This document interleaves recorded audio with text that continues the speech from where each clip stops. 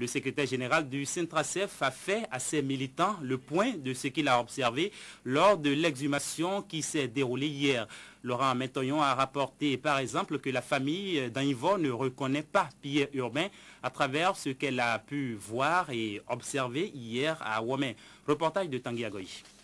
Au lendemain de l'exhumation du cadavre de leurs collègues disparus depuis plus d'un mois, les responsables syndicaux du ministère de l'économie et des finances ont invité les travailleurs à un sit-in.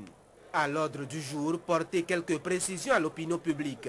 Sur l'identité du cadavre exhumé, le témoin sur les lieux porte quelques réserves.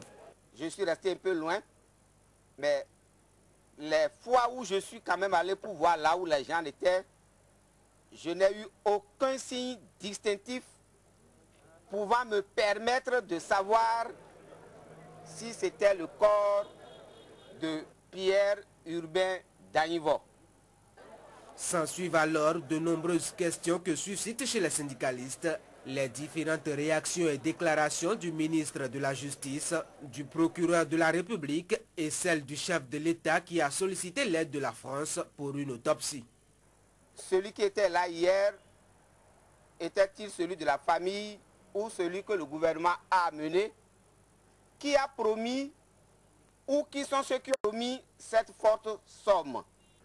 L'analyse a-t-elle été faite avant que le procureur n'adresse ses condoléances à la famille et confirme que c'est le corps de Pierre Urbain d'Anivor? Ce qui nous a été présenté hier était faux. Saint-Pierre nous aidera à avoir la réalité. En attendant que ce saint œuvre pour une réponse à ces différentes questions, les travailleurs ont promis aider à leur façon la justice qui, d'après le ministre de tutelle, n'aime pas le bruit. Nous pensons que le bruit ne vient que de commencer aujourd'hui.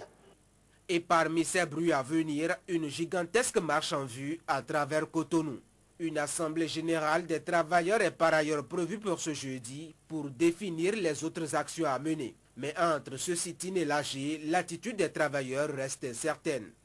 Hier, par exemple, le bureau de la fédération n'a pas donné un mot d'ordre avant qu'à 17h30, tous les bureaux ne soient vides. Je ne sais pas après le sit-in ce qui va se passer. Si les travailleurs décident de rentrer, je ne peux pas les retenir. On peut s'attendre à tout, je ne peux présumer de rien.